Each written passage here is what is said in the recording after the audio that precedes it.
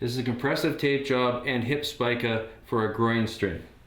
The groin muscles come off the pelvis and insert on the inside of the knee and run down as a band along the line of the knee itself. Usual mechanism of injury is an abduction of the leg, so a forced abduction or external rotation of the hip, causing a lengthening through that area. So the purpose of the tape job is obviously the compressive part is to put pressure through the area of the injury to help it heal and protect it, and then the hip spica is going to cause adduction and internal rotation of the hip to block or restrict the movement out into the direction of injury. The position of the athlete is in standing. On the table, you're going to use a small block underneath the heel to keep the knee bent to around 10 or 15 degrees. You're going to apply tough skin above and below the site that you're taping,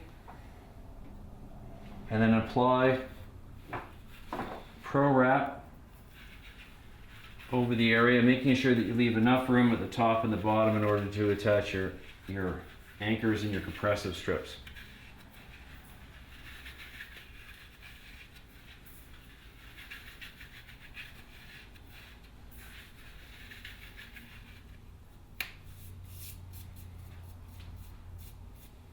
At this point, I like to put a pad in, so make sure the pad is slightly larger than the area that's been injured.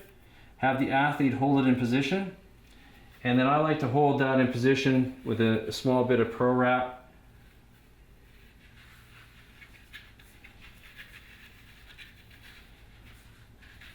Before I start doing my taping. This assures that it doesn't move around while you're taping.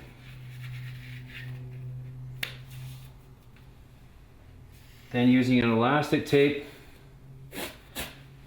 starting below but staying away from the knee joint itself, you're going to apply tape where you're going to go around and apply a light pressure on the inside, and you're just going to put almost no pressure around the outside.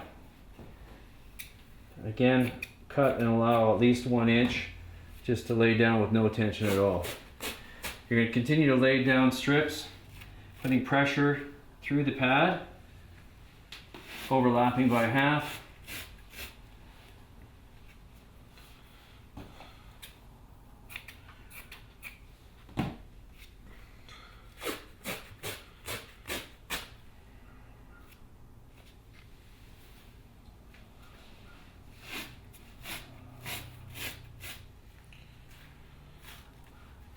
Make sure you don't pull excessively hard all the way around, or you're going to cut off circulation to the quad and to the calf.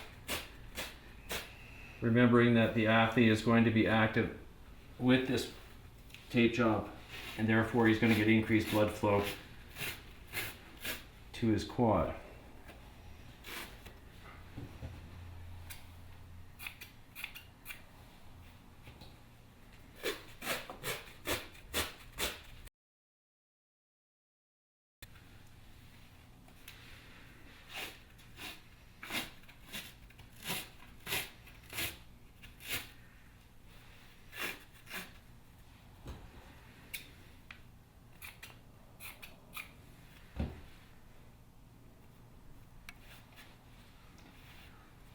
Making sure you finish on skin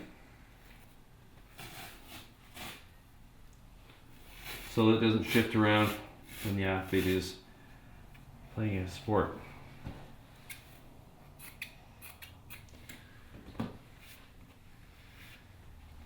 At this point, you can apply compressive strips directly over top of the padding.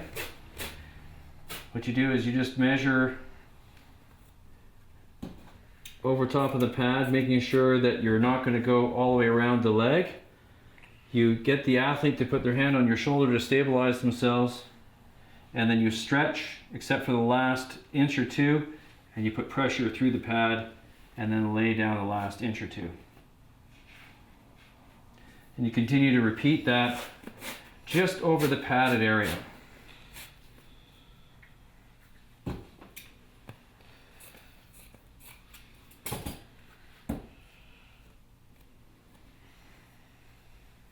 overlapping by half. Pressure through so you don't knock the athlete over.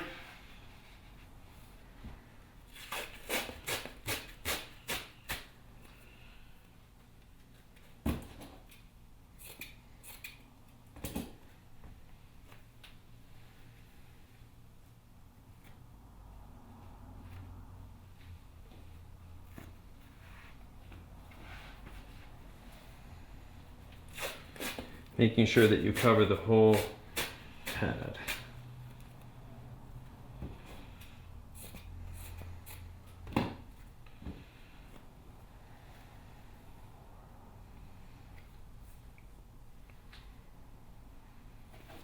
Now, if all you were doing was a compressive tape job through the adductor, if you did not want to limit external rotation, at this point I would just close around with elastic tape and just reclose.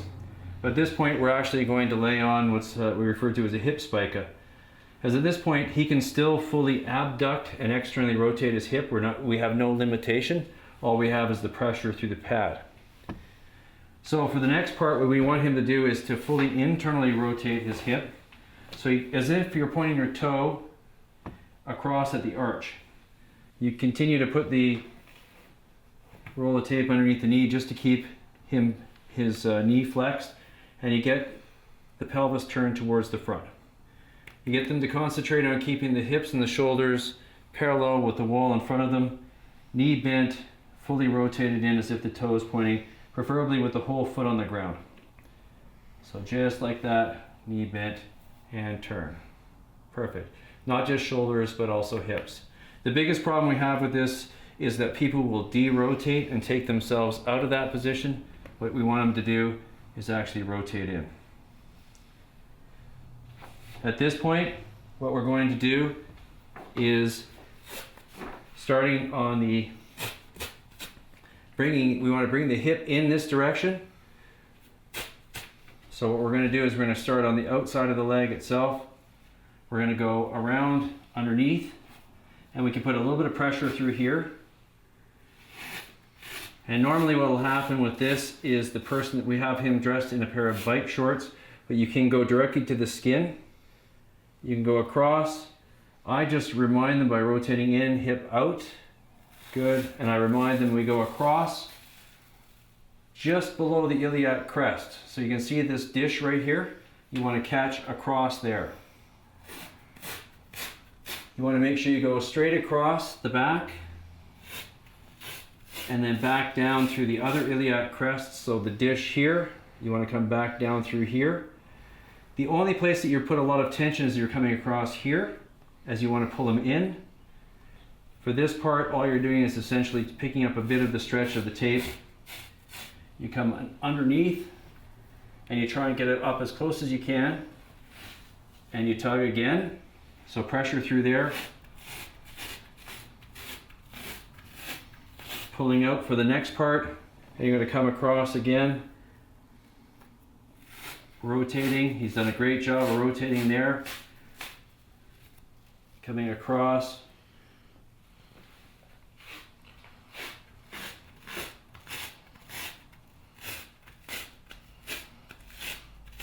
Across the back, back down underneath. Now it all depends on the size of the individual, but at this point, this is as much as I would do. And what you want to do is finish on the front of the leg.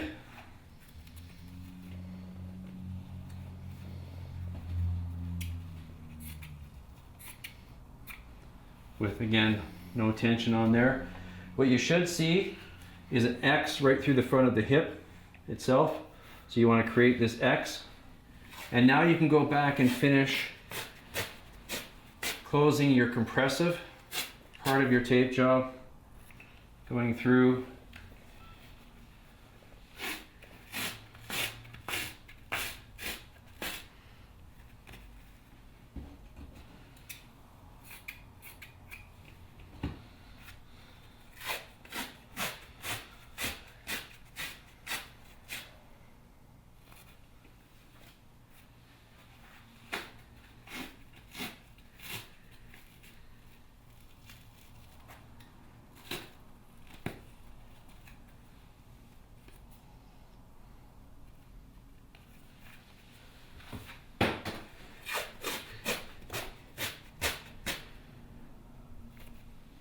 overlapping again by about half.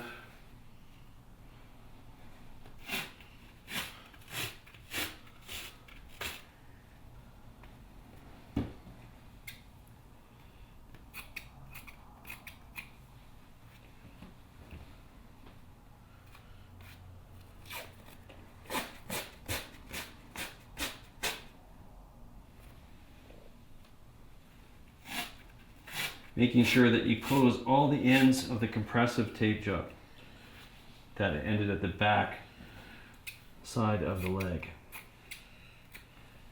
Again, this is one of those tape jobs where putting a tensor bandage over the area to help heat and set the glue works really well before they play.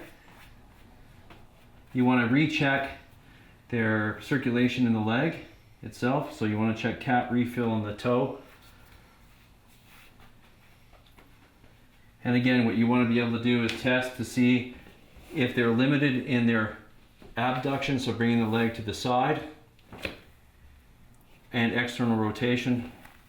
And what they should feel as soon as they get out here, and as you can see here, when he externally rotates his hip, you'll see this tape tightens up and pulls the hip with him. He can't do it without the whole body rotating with him. And this will help protect the muscles of the adductors themselves by not allowing them to be put on tension. Extremely good for hockey players because you can easily wear your gear over the top of this without any issues. So as you can see, the tape job should be underneath what we refer to as your gluteal fold, the crease in underneath your bum. This is your ischial tube, your sit muscle. So make sure the tape comes underneath this area. It's really uncomfortable if the tape cuts across your buttock themselves, and it will actually inhibit the muscle from firing properly. Turning further, you can see how the tape comes straight across the sacrum, so it's not in the spine itself. So here's the bottom of the spine, there's the pelvis itself, and notice that it sits in the divots of the pelvis and runs straight across the sacrum, not interfering with back movement at all, and not too far down the glute, so it's going to roll down. This is what gives the stability of the pull to be able to stabilize, and this is really quite comfortable to wear and doesn't impede any movement.